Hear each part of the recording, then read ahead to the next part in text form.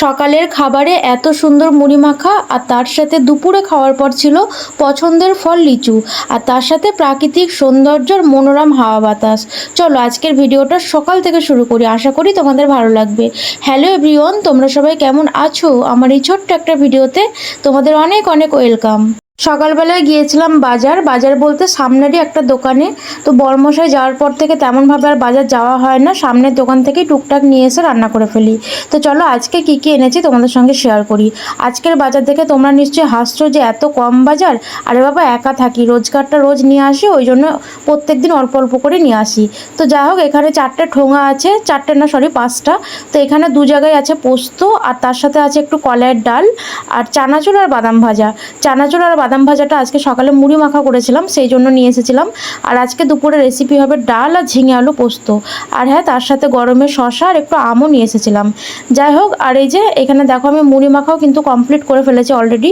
এখানে শসা, পেঁয়াজ, লেবু, চানাচুর, বাদাম সমস্ত কিছু দিয়ে আমি সুন্দর করে মুড়ি মাখিয়েছি। তো এখন বাজে সকালেই 10টার মতো। তো ভাবলাম যে আগে মুড়িটা খেয়ে নিই, তারপরে দুপুরে রান্না বান্না করব।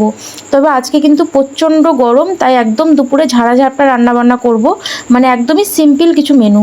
তো যাই হোক, খাওয়া দাওয়া কমপ্লিট করে তারপরে ঘরের কাজকর্ম স্নান টান কমপ্লিট করে চলে এসেছে এখন রান্না করতে। তো আজকে রান্না করেছিলাম ঝিঙে আলু পোস্ত, তার সাথে কলাইয়ের ডাল। একদম ঝাড়াঝাপটা মেনু, তবে অসাধারণ, আমার তো খুবই ভালো লাগে এমন রান্না। তো যাই হোক, ঝিঙে আলু পোস্ত হয়ে গেছে, আর এদিকে আমার ডালও কমপ্লিট।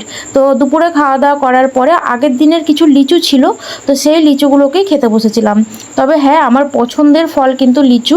লিচু আমার খুবই ভালো লাগে, আমি বাজারে গেলেই যদি লিচু দেখতে পাই তাহলে কিন্তু আমি লিচু নিয়েই আসি। তো যাই হোক, আজকে 2টো আমও আনা হয়েছিল, তো আমও খাওয়া হয়েছে।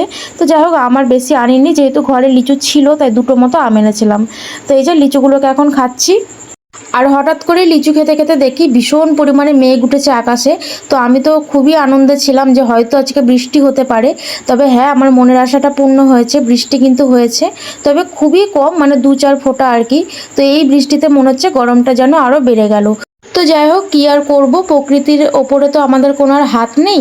তো যাই হোক, আমি তোমাদেরকে দেখাচ্ছিলাম লিচু খাওয়ার পর এখানে আমি ছাদে এসেছিলাম। তো চারিদিকে একদম কত সুন্দর মেঘ করেছে, কিন্তু মেঘ করলেও বা কী হবে, একটু হাওয়াতেই কিন্তু মেঘগুলো সব উড়ে গিয়েছিল। তারপরে হালকা পাতলা একটু বৃষ্টি হয়েছিল। তো এই হচ্ছে আজকের পরিবেশ।